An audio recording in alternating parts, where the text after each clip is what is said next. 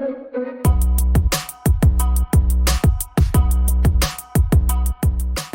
আমরা শিখব multiple stroke design. এর জন্য প্রথমে 1080 বাই 1080 একটা পেজ নিয়ে নিলাম।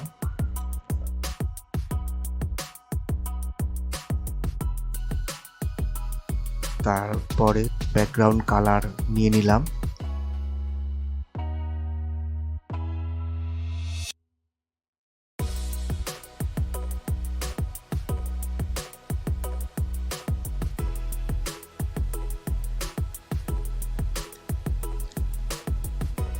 তারপরে টেক্সটটা লিখে নিলাম। এখানে আমি ডিজাইন লিখে নিচ্ছি।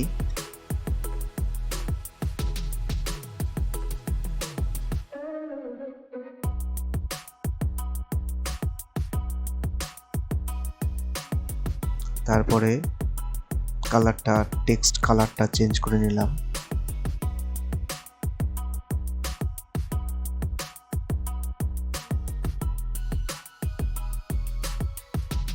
তারপরে স্ট্রোক দিলাম। স্ট্রোকটা 5 পিক্সেল রেখে স্ট্রোক কালারটাও চেঞ্জ করে নিচ্ছি। স্ট্রোক কালারটাও এখানে হোয়াইট কালার করে নিচ্ছি। তারপরে এখানে সর্বোচ্চ 10 বারই দেওয়া যাবে, 10 বার স্ট্রোকটা দিলাম।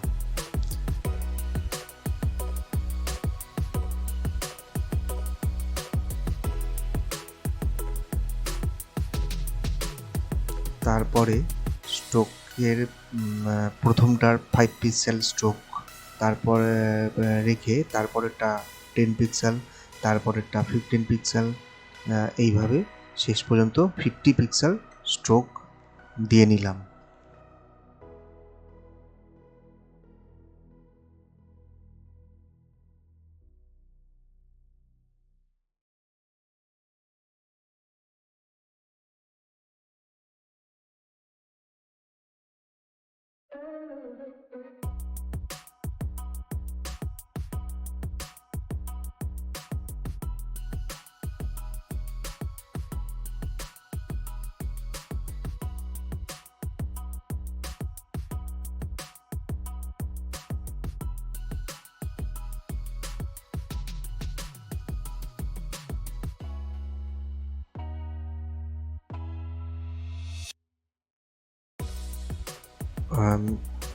তারপরে স্ট্রোক কালার চেঞ্জ করে নেব।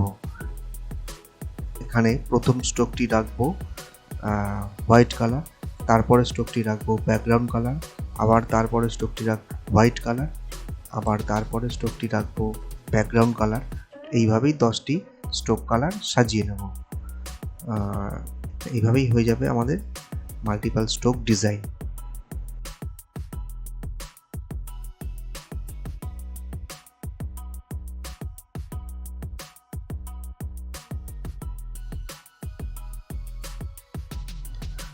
এখন আমরা তৈরি করব টেক্সট ডিজাইন। এর জন্য 1080 বাই 1080 একটা পেজ নিয়ে নিলাম। তারপরে তাতে ব্যাকগ্রাউন্ড কালার দিয়ে নিলাম।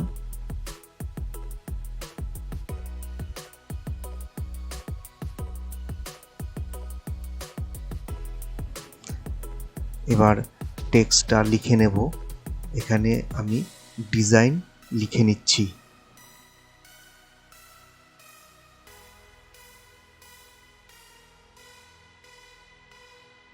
তারপরে তাকে সেই টেক্সটটিকে শেপসে কনভার্ট করে নিলাম।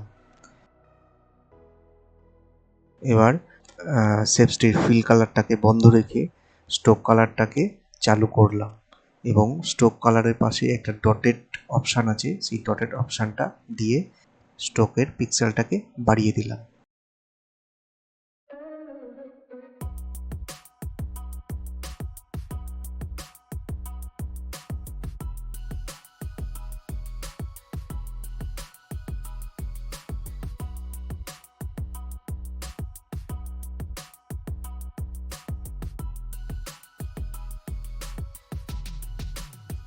তারপরে 3D লুক আনার জন্য বেভেল এমবোসে গেলাম।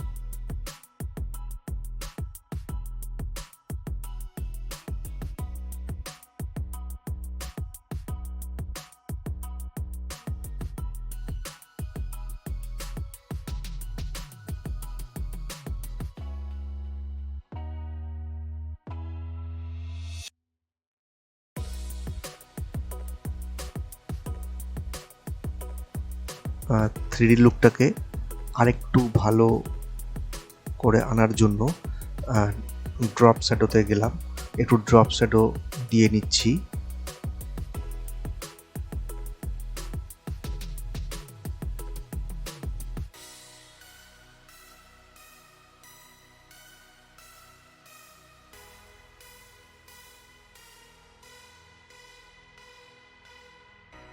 তারপরে ড্রপ শ্যাডোটা দিয়ে নিলাম, আর এভাবেই তৈরি হয়ে গেল আমাদের টেক্সট ডিজাইন।